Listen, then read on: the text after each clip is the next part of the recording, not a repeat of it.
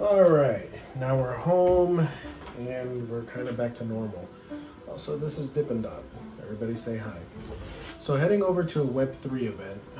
I'm gonna be spending all day tomorrow there, essentially working. I'm gonna bring you guys along for the ride.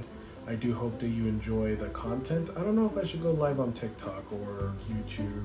Still trying to figure that out. Gotta go to Best Buy, buy some portable chargers because I know that my phone will die pretty quickly while I'm out there. So, anyways, you'll probably see me next at the airport or at Best Buy spending money. Either or, you'll see me in just a moment. Anyways, just wanted to say bye to Dippin' Dot because I won't see him for a couple of days. There you go, everybody. Say bye-bye. So we made it to the airport. Definitely windy driving here. Don't look forward to the flight. Reno is known as one of the most high turbulence airports in all of the US. And well, either way, let's talk about some things. So I want to give a huge shout out to the community. Hooked me up with a portable charger, and then I made myself a personal investment for while we're at the convention. I can give you guys some steady video while we're going live. So, you know, had to dip into the savings for that. So we managed to get into an event. They are talking about their magazine, if I'm not mistaken. I'm going to post some videos behind me. So we'll see how it goes.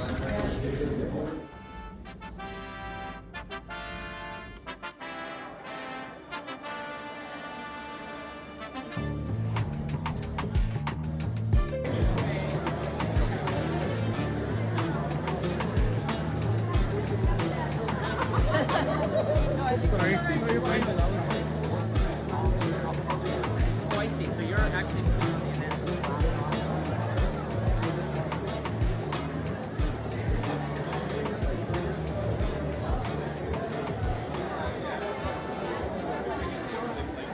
All right, me and you family. I'm here with the owner of Jesus Guggenheim, Daniel. Nice to meet you, Daniel. Hey, brother. Thank you so much for having me. I really appreciate it. Thank you for coming out to the Futurist 7th Annual. It's really exciting. I'm really happy to be here today.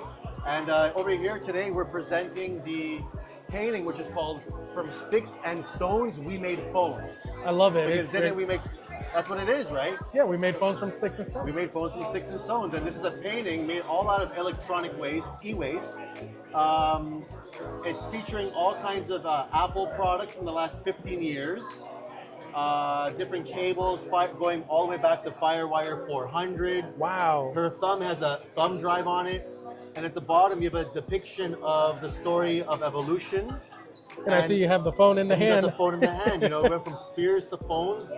Now we have AIs. Yep. And, you know, they're helping us, enabling us to create, you know, more opportunities in a sense too. And it's an interesting world which we're diving into now. So, Oh, yeah. So, out of curiosity, how long did this piece take? This painting took several hundreds of hours. Oh, wow. And it started last year at the 2024 Futurist, which was it was the best day of my life.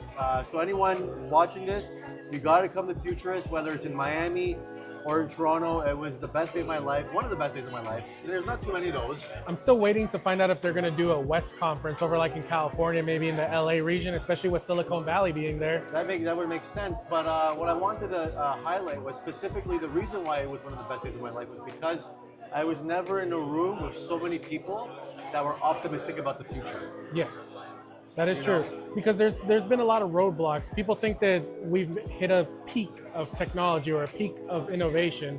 And every day I'm still wondering, what's the next thing that's coming, especially with the flying cars? We heard about flying cars how many years ago? 10 years ago, 20 years ago? 50 years ago, the Jetsons, right? Yep. They've been talking about it. They said we'd have flying cars in 2020 or whatever, right? In all the movies, remember in the 70s and the 80s, they had all the... Well, I wasn't even born yet during those movies. I don't really remember either, but I mean, I'm a filmmaker, so I know I watch all the films, right? Okay. Yeah.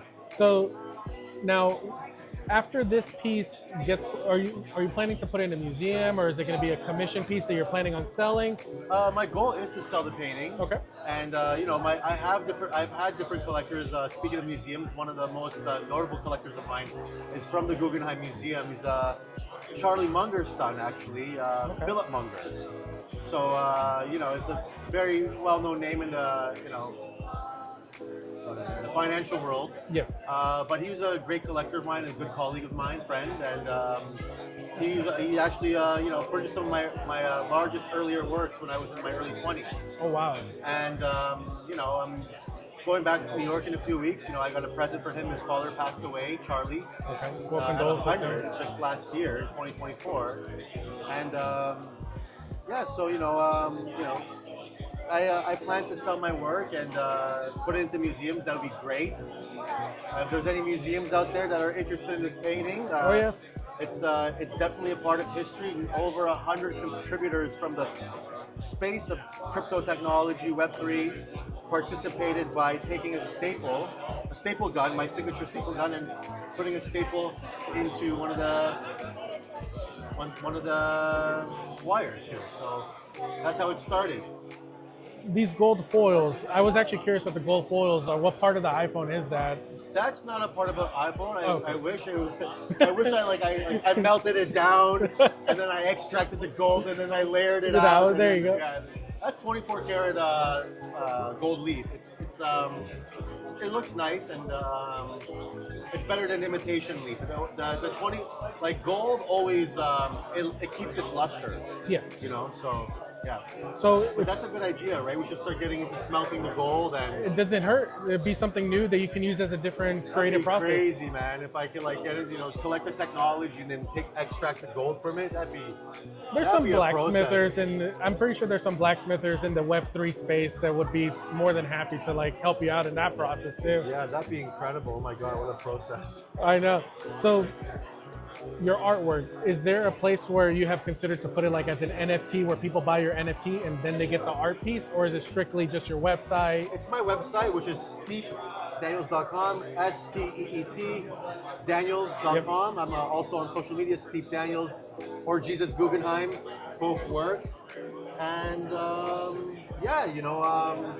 that's where you can check out my work. I'm really happy to be here, like I said, and I suggest anyone to come to this event, come to Miami. I'll be in Miami, so I'll see you in Miami. And I'll see you there too, for You're sure. gonna be in Miami? Yes, sir. Okay, There I'll we see go. you in Miami, So man. I'm honestly curious how they're going to set up the venue there, because they're going to have. It's gonna be bigger, I heard.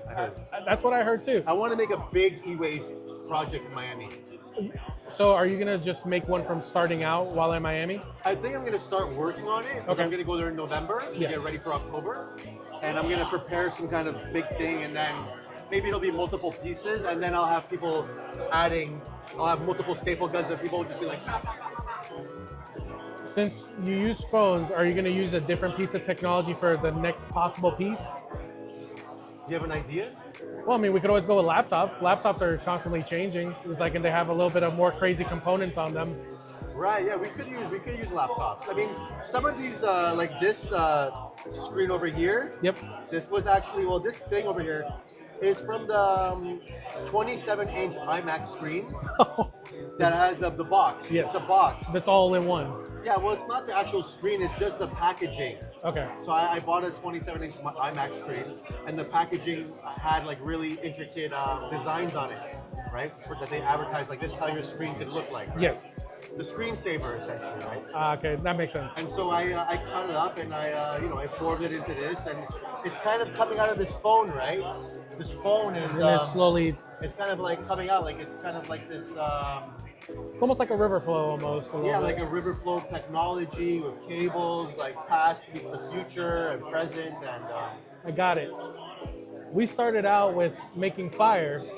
That's the fire, and that's the smoke igniting up. yo, that's interesting, because originally my goal was to put a fire here Okay. because I wanted to show the sticks and stones, but I thought that this kind of also is There's a resemblance to a that. resemblance of that story. I think you nailed it right there. It's and you didn't even know it. Yeah, that is like a fire. You're right. It is a fire. Yeah, like the And flame. then there's and- smoke. Yeah, yeah. If you added some just like a log over here, or something, Yeah. It'd be really cool. That's awesome. I guess I'm going to see a little addition to the art piece, and it never stops. Maybe we're going to be working on a new piece in a little bit, so Okay, we'll have you perfect. contribute to it. All right, perfect. Awesome, man. Well, it was a pleasure meeting you. Me and you. Thank you so much for Well, having me on thank the you. podcast, and looking forward to a longer conversation at some point. Oh, 100%. And like we said, see you in Miami. Yes, sir. And then one last thing. If you could give a piece of advice, what would you give as a piece of advice? Towards who? Anybody, maybe a future artist or somebody who just wants to create something. No, in terms of any advice that I can give to artists is finish what you start. That's the most important thing in life, is finishing what you start. And it's so challenging, Yep. but it's the most important because only then you can bear the fruits. And a lot of artists, they start things, and I've been guilty of it. I've started many projects and I haven't finished them, and it's one of the biggest guilts that I carry in this life. And I'm working on finishing things more and more. And That's good. I have one more advice: is stay away from drugs and alcohol. There you You go. know what I mean, like that. If you want to be in technology, you want to be an innovator, you got to be sharp. Got to have the mind You safe. gotta have the mindset. You gotta have a good attitude, and be nice to people. Smile. A smile goes a long way in life. Yep. And all a man has is his word. So There we go. All right, Danny, it was a Thank you pleasure. so much. Thank you again. There you go. All right, me and you family, I'm here with one of the owners and developers of the Vector Smart Chain. How's it going, everybody? Jason Ansel, co-founder of Vector Smart Chain and Vector Smart Gas. All right, Jason, quick question. What was the driving factor to actually creating your own blockchain? Basically, it all came out of kind of a whirlwind of being an investor and sitting in a project. And my other co-founder came in, and we decided to do something a little bigger than what we were doing. So we came up with this idea. He had an idea to build our own blockchain. We started building a layer 2 blockchain, and our team grew, and we ended up with a full layer 1. So really, just the universe and inevitability. I don't think it was really planned in the beginning, but that's the way evolution kind of goes, with these things. So very excited to have a final product there now and have the chain running on mainnet, and people are able to use and deploy. So very cool. And then I know you on a little bit of on a personal level. You do some film in the background, and you've worked with TV networks.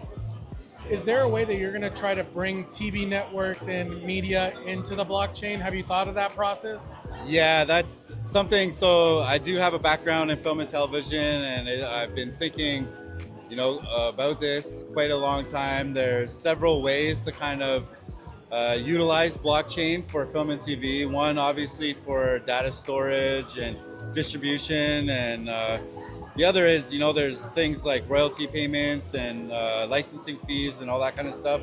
So there's a commerce end to it where it might be useful to integrate blockchain, but also, for the end user watching and the people that are consuming to be able to, maybe experience something like a watch to earn or things like that. So there's lots of different types of integration points that are available, and nobody's really kind of doing that yet right now. So I think it's something that's on the forefront, and we'll see some of that stuff coming to the chain soon. Perfect.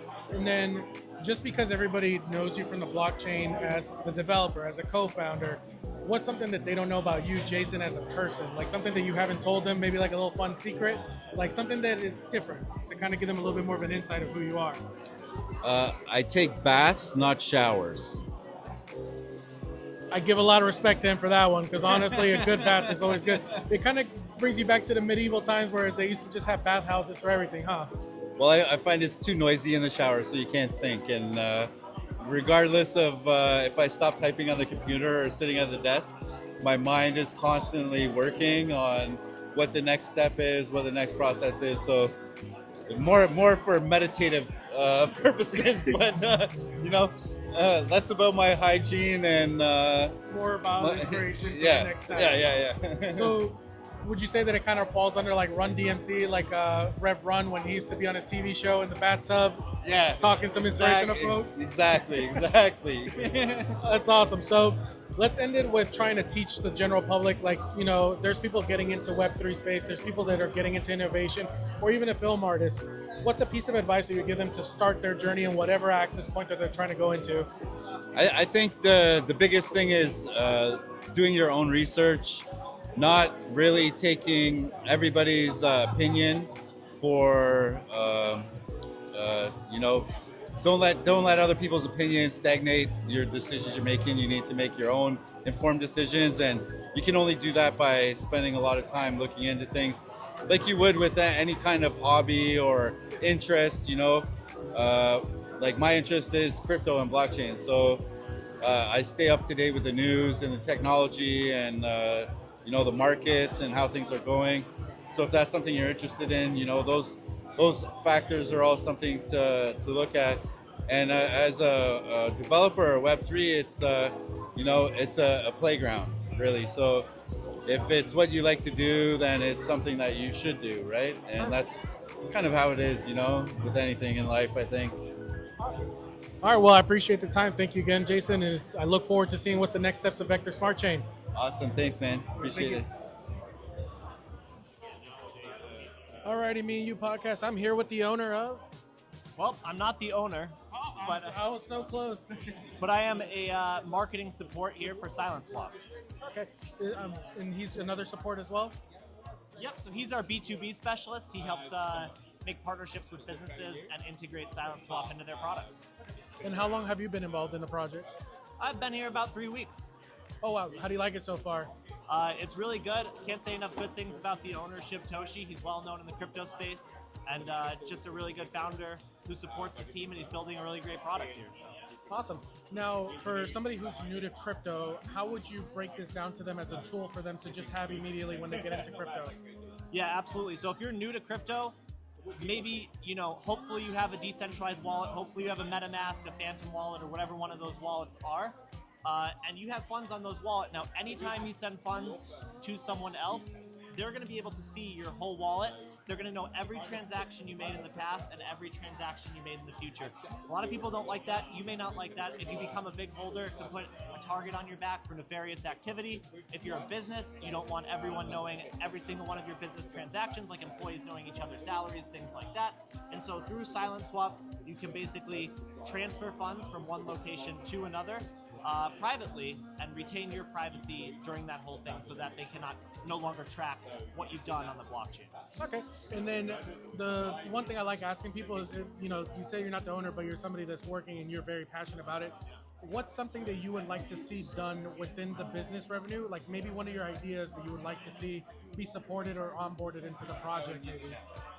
Yeah, I mean, I spent the past 3 weeks just understanding and learning the product, so asking me for a brand new use case is a little bit difficult, but I definitely like to see where it's going with V2, which is going to be supporting more chains, Bitcoin. It's going to be supporting Solana and things like that, but in addition to that, peer-to-peer messaging, for example, like if people want to send messages anonymously or other information that kind of extends outside of purely the financial transactions, like maybe smart contracts, being able to obfuscate those as well. So again, I'm just shooting from the hip here because I haven't been here that long. I'm trying my best. Hey, no, I appreciate the honesty. That's the whole point of the Me and You podcast, is like we want the authenticity. We don't want a script or anything like that. And so being in the Web3 space, it's like, what would be something you would mention as like a piece of advice to the new person in crypto or the new person in Web3 or even a developer or somebody that works within the community? Yeah, that's a really good question. What I would say is, unfortunately, people talk a lot in cryptocurrency, and usually I say whatever they're estimating or telling you, take it with a grain of salt, divide it by 5. You know what I'm saying? Like, if this thing is gonna 100x, maybe at 20x is at best, maybe not even. So at the end of the day, you do have to approach this space with some skepticism, but you do also have to have open ideas for learning from other people. If you go into every single business transaction, interaction, looking for what you can get out of it instead of what you can offer them, it's just general marketing business advice. You're going to basically end up alienating people, and you're going to lose in this space. So collaborate, work together. Don't be so obsessed with your proprietary tech, and open your arms to other people and their new ideas as well. Awesome. And then I like this this is my last question. I call it the touch grass question. Okay. Is like, what is your escape from the tech world? Like, what is one of your leisures that you like to do to make sure that you're reinvesting back in yourself? To, you know, mental health is a huge thing, or at least being away from working 24/7.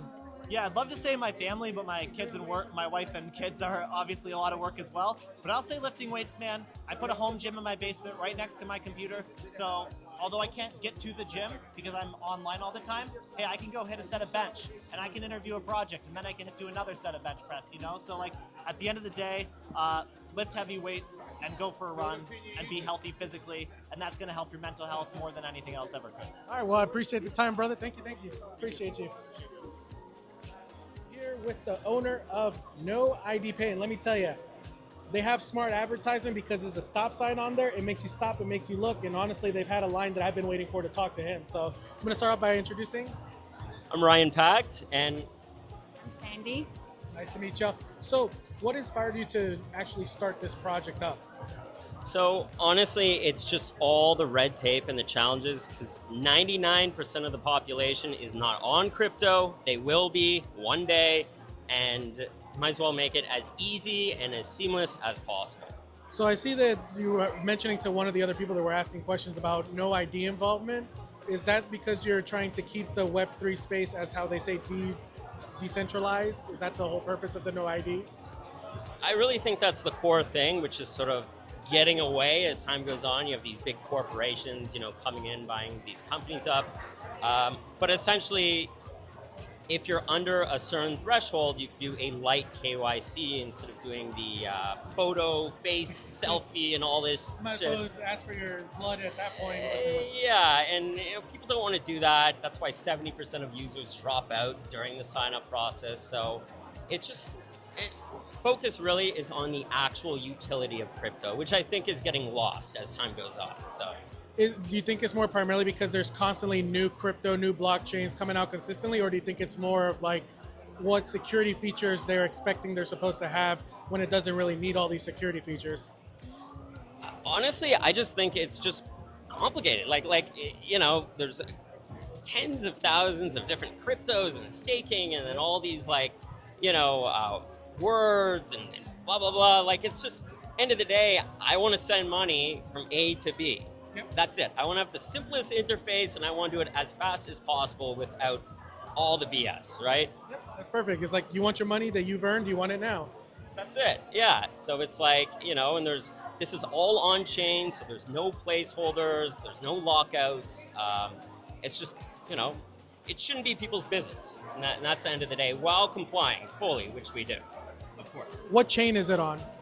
We're going to have the USDT, the USC, Ether, Polychain, Bitcoin. So we're focusing on the stable coins. That's really good. I like that because it's like you're giving also a sense of security what money is being used at that point versus using just a typical random token that's come up only a year ago, maybe. Yeah, it's honestly, it's complete nonsense, and I can tell you we will never release some type of Noid token or any of that nonsense. Yeah. You're not going to add to the threshold of millions of tokens. No, you got to put the user first and make things easier, not complicated, nor deceive them with hidden fees and get this token, you'll get there. That's not crypto. So let's switch gears a little bit. So I know that you've been talking to everybody about business. But what's a fun fact about the people that follow your product, that follow you? What's a fun fact about you that's outside of crypto that they wouldn't know on a day-to-day basis? Fun fact would be we're probably the only gateway where your grandparents can actually send and receive crypto. Sounds good. And then the last and final question, if you're able to give somebody some word of advice if they want to start on a journey, like launching something along the lines of what you're doing, but competition's healthy, let's agree. But let's say that somebody wants to be inspired to develop, let's say, a new tool that may actually even help your product. What would you say to them to start that journey? Simply look in the mirror and think, what can I do to better my life? And then act on it. It's that simple. If it's value to you, it's going to be value to others. And anything can be successful. Perfect. I appreciate the time. I don't want to take up more time. I can see people already lining up behind me. All right, y'all have a good one. All right, me and you family. I want to apologize, one, to the BitGet wallet team, but also to the Blockchain Futurist event. Unfortunately, the audio quality for this interview did not work out so well, but I still wanted to showcase them. The gentleman was super nice. I'm going to include his name here so you guys can go check him out. One thing for sure, I hope to see them in Florida so I can get a more in-depth interview with them. And then at that point, redemption arc. All right, guys. Once again, thank you. I'm here with Wyatt. Nice to meet you, Wyatt. Nice to I'm meet you, Kalua. man. So, question: how is the business owning process of AI, especially since it's technically still innovation at this moment? Has it been an easy process, or has it been a very challenging process to get your feet in there? I mean, business in any aspect is challenging, and in the AI space, it's like definitely crazy because there's so much development and like every day things change and it's just advancing so rapidly. Yep. But it's definitely exciting to be in this space because there's just so many smart people and so many smart teams and people developing like incredible tools. And so to be in the place where we are at Rainmaker, where we're validating data sets and we're increasing the quality of data for some of these coders and some of these teams that are looking to make these like next level AIs and AI tools, it's super cool, super fun. So, if we were to travel back a couple years, like let's say maybe 10 years ago, in the business world, what were you actually involved in at that time? I've been in tech for like my entire professional career. So I've been developing software in the manufacturing space for about like 10 years ago. That's what I was doing. And then about 6 years ago, I transitioned into blockchain and Web3. So I've been working in Web3 since then, essentially. So yeah. That's awesome. And then it's like if you go back to your younger days, were you also in like the science fairs with tech as well, or? No, I didn't take school as seriously as I should have back in the day. I was, high school maybe I was more into sports, and then college I was more into partying. But Happens to the best of us. I was always interested in like tech and obviously the newest tools, and I've been invested in crypto probably from the very earliest stage, not the earliest stages, but probably since like 2015, 2016, and yeah, I've always thought that it's a really cool industry which could provide a lot of utility and interesting developments for the world. Okay. And then if somebody wanted to get into the tech world like you're in right now, let's say you give them just a simple, hey, start here. What would be your best advice as where to start at? Like maybe a school or something along those lines? I would just say the internet, man. I mean, just dig into. You can do so much nowadays in terms of like YouTube and just curiosity and diving deep on certain subjects and learning as much as possible, and then using ChatGPT to help. Like, I would say use AI tools to supplement what you can do on your own. I mean, that's where we're going probably. Like, the more you can be comfortable with all the different AI tools, be agnostic and use those tools to kind of enhance your capabilities. Okay. I think you can do it on your own essentially nowadays. Not like how it was 10 years ago. I'm pretty sure like you can be a one man or one woman wrecking force. Oh yeah. Yeah. So like the people that know you is like, what's a fun fact about you that they may not know? I'm from Kansas originally. There you so go. I'm a Midwestern guy. I'm from Virginia originally, but I live in Nevada right now. Oh, so nice, man. Good stuff. two different places. Yeah, and then that's the bulk of my personality. It's just Kansas. No, I'm kidding. I don't know. That's basically it. Yeah. Favorite meal that you ever had? Favorite meal. I mean, Chick-fil-A is definitely my fast food choice. That's my cheat meal for sure. Spicy chicken sandwich, and yeah, that's it. All right, and then the last little bit before I don't want to take up too much of your time. I got a lot of people lined up for you already. Yeah. What is your most favorite quote or whoever inspired you first? I really think. Even be your mom or dad. Winston Churchill. I like Winston Churchill's quotes. It was like failure is not fatal, and then like what's the rest of it? Oh, I forget now. It's okay. I know I put you on the spot. Success is not final, and failure is not fatal. There you go. So it's like keep pushing, and then even if you fail, keep getting back up and get back on the horse. So definitely look to Winston Churchill for my inspiration. I'm actually a parent. Oh, that's actually a good fact. Apparently on my mom's side, I'm like distantly related to Winston Churchill. Oh, there you go. So there you go. So now you got to put out a history documentary about and your I'm into business. history, so yeah, I should do more of that. Yeah. There you go. All right, well, it was a pleasure to meet Dude, you. Thank you again for the thanks a lot. time. Appreciate As it. I hopefully get to meet you some other time again. Sounds good. Thank you. Thanks, man. All right, Me and You podcast. I'm here with Christopher Chen. My name is Kalua. I'm actually a podcast host, and what I do is I actually gather information because I myself am learning about blockchain, and I was invited here to be able to give insight to people that aren't aware of the technological advances in the day in and day out. I'm Christopher Chen. I head up InvestHK for Canada. InvestHK is the investment agency for the Hong Kong government, and we're here today to talk about what we've done and what we're doing in the future to develop Hong Kong into Web3, blockchain, and crypto superpower. That's amazing. And so far, how much money has already been invested into the crypto space for Hong Kong? That is a difficult question because basically it's hard to divide, right now it's hard to divide how much has gone specifically into, say, crypto as opposed to the fintech industry as a whole, because crypto is included within the whole umbrella of the fintech sector, which also includes like wealth tech, insurtech, even cybersecurity. Suffice to say, a lot of money. Our sovereign wealth fund, called the Innovation Technology Fund, is worth about 16 billion Canadian, which dwarfs a number of other countries' sovereign wealth fund. We have a number of funding initiatives, both in the private sector and the public sector, that goes towards fintech companies, because fintech is actually sort of almost, you might consider it like a default sector for investment. 80% of renminbi going from China to the outside world is actually funneled through Hong Kong. Okay. And a lot of that is going towards technology firms. That's really good. So would you say that, because I see you guys have the 10-year anniversary, from 10 years today, has it been a growth where every year it's like exponential, or is it a very stable growth every year? I would say at the very beginning it was exponential, now it's more stable. It also depends on global trends. Like, for example, there have been periods with starts and stops. And also, it depends on if a country is, for example, clamping down on crypto exchanges. Yes. If a country is doing that, we actually see like a net gain, because we then see a number of crypto exchange platforms approaching us to check for viability, to see if they can operate within our borders. Oh, that's good. So then, if, let's say hypothetically, if I was a blockchain and I wanted to reach out to you guys to use some of your like actual technology that you guys already provide, or at least the ecosystem you guys have, what's the best way for them to reach out to you? Through me, actually. Oh, okay. I'm based in Toronto. I'm based out of the Hong Kong Economic and Trade Office, which is right near University of Toronto, on Bloor and St. George. And we're always open to talk to companies who are in that space. Okay.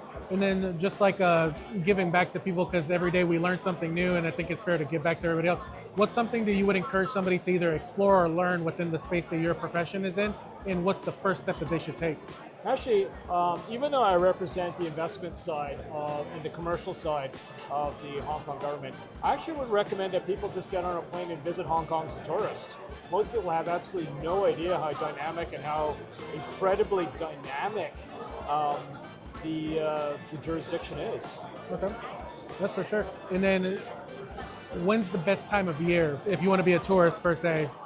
Well, I'm not a big fan of the heat, so even though a lot of people would go during the summer, I personally would go in like December or January, actually. Okay. Hey, no, honesty is the best policy. Well, I do appreciate your time. I'm going to let you get back to answering questions to everybody else. I do appreciate you. It's a pleasure to meet you, by the way. Time. All right, thank you. I'm here actually with the owner of iWhole, Tristan. Nice to meet you, by the way. Nice to meet you too, man. Pleasure. So the point of the podcast actually is where we try to teach people, whether it be crypto, real life business, and you're the CEO of the company, correct? Yes. So give an insight. What is it like being a CEO? You know what? It's a really important question. Being a CEO, for everyone else out there who wants to aspire to grow and build their business, being a CEO is someone who is okay with getting things wrong and continuing to retry until you get it right. You have to be able to recognize what is dubbed as failure as opportunities to begin again with new intelligence. And when you stay on that path, eventually everything works out the way you are when you're diligent with your actions. That's good. And then just to kind of give you guys a little bit of a sneak peek, there's a selfie stick that he's actually going around the convention and he's showing off his business, showing himself off.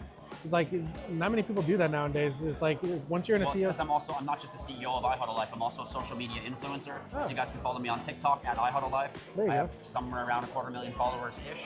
and I teach every Sunday. I'm live from 12 p.m. until 3 Eastern Standard Time. I teach about crypto for free. Oh, that's amazing. And do you also do private classes at a certain point in time? Yes, I do. You can actually go to my website. You can book a one-on-one crypto training with me, a 2-hour crypto training. Oh, wow. You can book a one-on-one NFT training with me, or you can just join my vibrant community full of all kinds of crypto enthusiastic people, where you learn all kinds of the language of crypto just hanging around in the community. That's great, because for me, I just joined into the crypto space back in November, so I'm still a new kid on the block. Telling people is like, if I can do it, you can do You it. need to join our community then at iHuddle Live, because we're a vast community of crypto investors, builders, entrepreneurs, and through that you're getting the community effect as opposed to just out investing in crypto. Oh, yeah. So it adds lifestyle to what we're doing.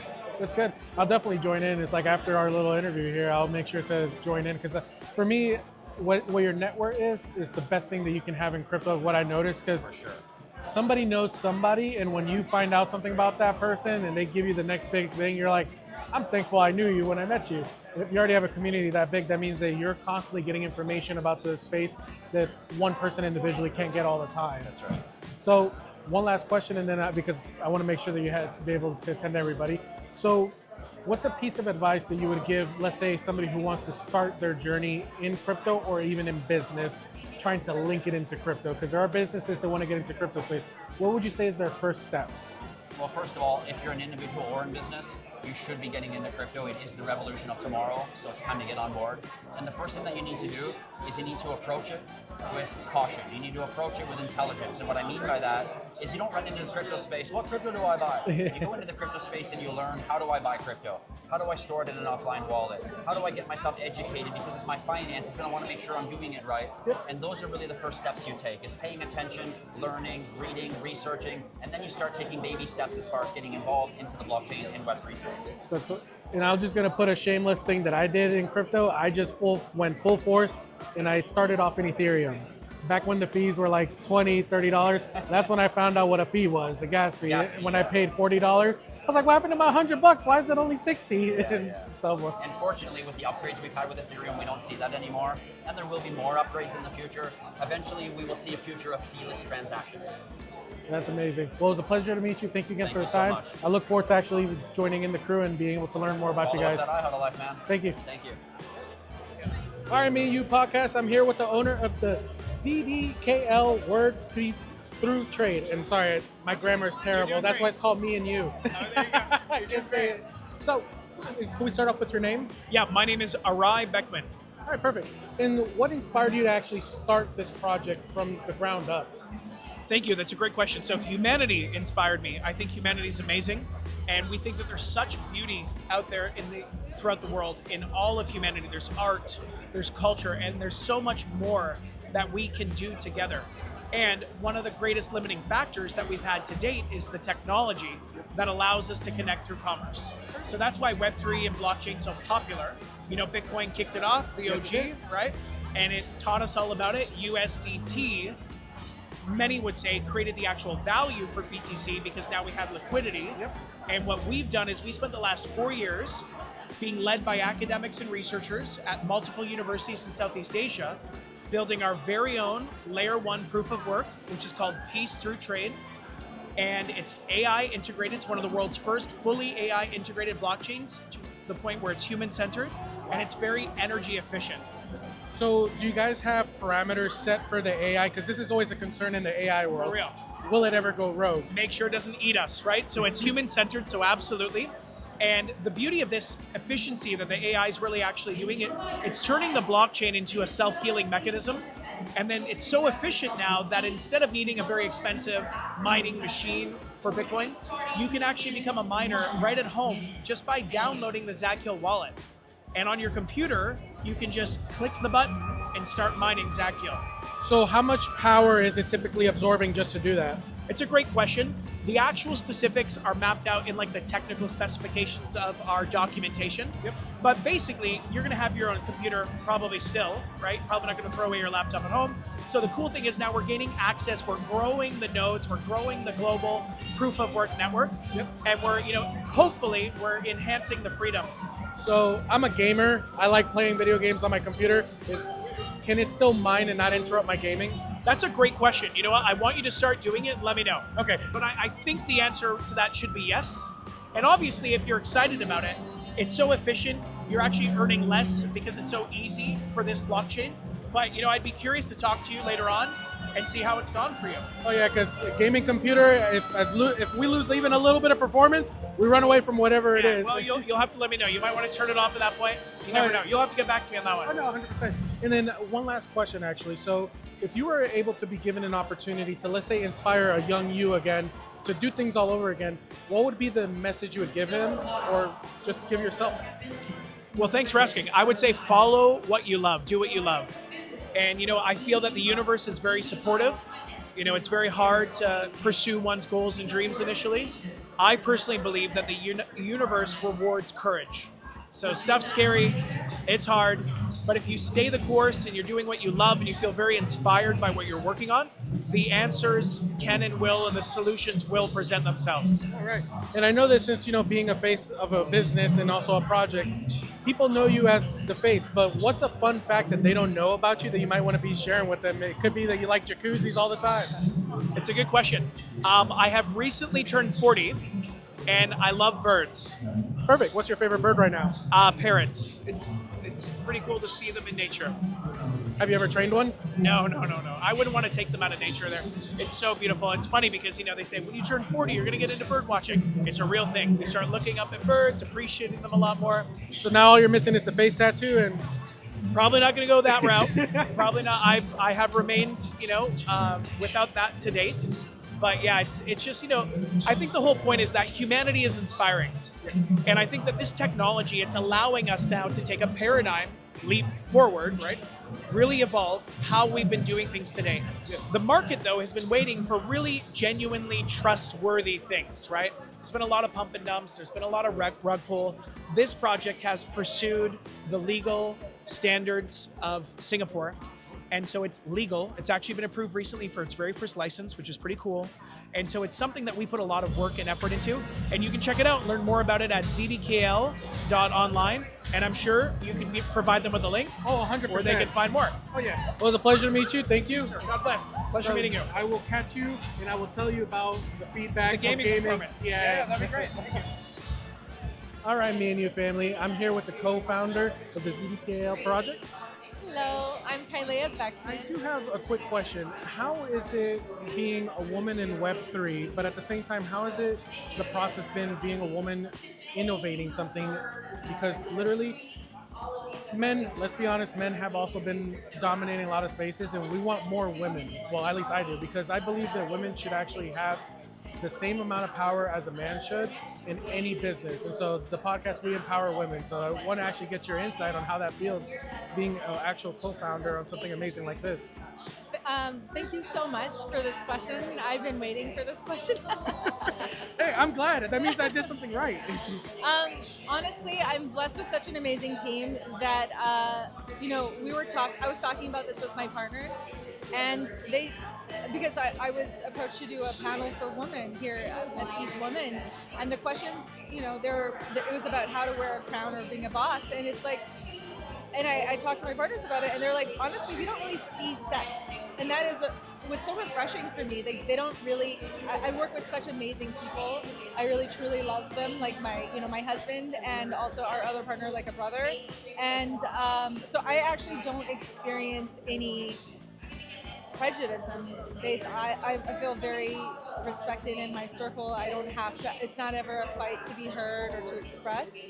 I feel very honored, and I haven't actually experienced any sexism in blockchain. I think it's actually a very progressive business, very open and accepting of women leaders, which I think is so cool and empowering. I haven't experienced anything negative to date. Oh, that's really good to hear. It is, and I've worked in industries where, because I've done a couple of projects, and I've had a really large project that me and my husband did in the country of Brazil, and their mentality towards women is so challenging. Like, I would be in the room and I would be looking at the person and talking to the person, the male figure, and he wouldn't even acknowledge me, and he would just speak directly to my husband, and I was basically like a translator. And I'm like, I'm a partner here, hello. But and that's a real world. That usually is in big business. That is how it is. And for me, how I've gotten through that is I honestly don't even acknowledge when somebody has that kind of attitude towards me because I'm a woman. I don't even acknowledge it. I literally just pretend that I don't understand. Like, I just pretend that's not happening, and I assert myself, and I'm not afraid to speak up. And when I do that, I end up getting their attention, and they start treating me more as an equal. But if I take it personally or have self-doubt, or I get emotionally involved, then I can find myself falling victim to actually feeling like a victim and not acknowledged as an equal. And that's the main reason why it's like I asked that question, is because I love seeing more women in every industry, because my mom raised me by herself, and I've seen her succeed time after time after time, but also going through the struggles of how sometimes women get treated in other industries. And some of the women that I've met in Web3 have experienced that a little bit, but not to the degree where it's like it's worrisome. Like you were mentioning, there's a lot of changing mentalities when it comes to blockchain. So the other question is, how long have you been in Web3? And it's like, what would you say was the hardest year in Web3 for you? It's been about 4 years that we've been incubating this project. We're only launching as of today, really, our public pre-ICO sale. So this is our first real public experience with ZDKL and the peacefully trade blockchain. The most challenging time for us was when we were getting ready to launch about, I want to say, a year and a half ago, 2 years ago, but the SEC started cracking down really hard on projects. We don't like the SEC. The problem is there's no legal framework to work within the United States. Yes. So obviously that completely halted everything, but honestly I look at everything as a blessing in disguise, because at that time we were a layer 2 project, and what that actually had us do is, okay, we can't go out now, we can't launch now. Layer 1 was our long-term goal. We went in, we built up our tech stack even more. We built our layer 1. We built applications that will be coming soon. We'll be announcing soon. Ooh, I got the sneak peek of a coming soon. I like that. Right? And now we're launching actually in a much more powerful position. So I really do truly believe in just trusting the plan and not forcing things when it doesn't feel right, or it may feel like contrast or something's gone terribly wrong. But if it's something completely out of your power, that it's probably for your highest and best, and to trust that. So, final question, because I don't want to take up too much of your guys' time, because I know you guys got a busy booth. I asked your co-founder a question, and I asked him, what is a fun fact that somebody may not know about you? And he said bird watching. Now, what would be a fun fact about you that people don't know about? But, it gives them a little insight about, as a project owner and a business owner, it's like something cool that they have to look forward to. Forward to, or just find interesting? Identify with, or something along the lines. Fun fact, I grew up in a family band for Brazilian culture, music, and dance. I'm Brazilian. So I play percussion, and I sing, and I do all the Brazilian dances. So you do a little bit of everything. Business owner, dancer, singer, you name it. That was the industry I grew up in, the music business. And I lived it out until I was just kind of over it, and I loved it. But oh, I heard the word loved. Is there going to be a retribution arc where you're going to come back and sing a song? Who knows? All right. Well, I appreciate your time. I really do.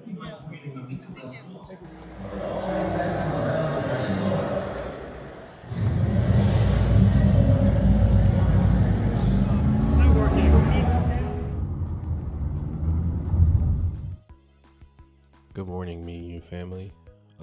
Just woke up, took a shower, gotta get ready in less than an hour to skedaddle before checkout. Airbnb was super awesome. Actually met the host, super awesome.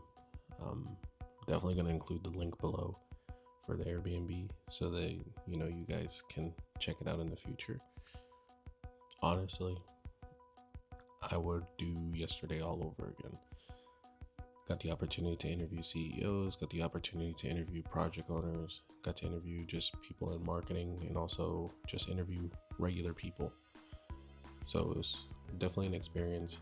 I would say I would recommend for a lot more people to go to events like this, especially if you're not too familiar with it, because learning something new is always good. Anywho, just gonna show you guys a little sneak peek of the things I got from the convention. It was super awesome. I got to meet so many cool people. Just gonna show a quick segment of the things I got, but also just showing my personal items. Ignore my passport. Even got a t-shirt, it's pretty cool. And the centerpiece. So the artist actually gave me this as a gift to give to my fiance. So I'm super grateful for that, and I can't wait to surprise her with it. There was something I wanted to show you guys that I got. Oh. So this was on the plane, right? And I was like, what do you guys got? And they're like, we have stroopwafel. I'm probably pronouncing it wrong, but this thing. I didn't warm it up because I don't drink coffee, but it was definitely like really good. I hope that they give this again on the flight back. Anyways, stay safe, stay blessed. See you on the next one.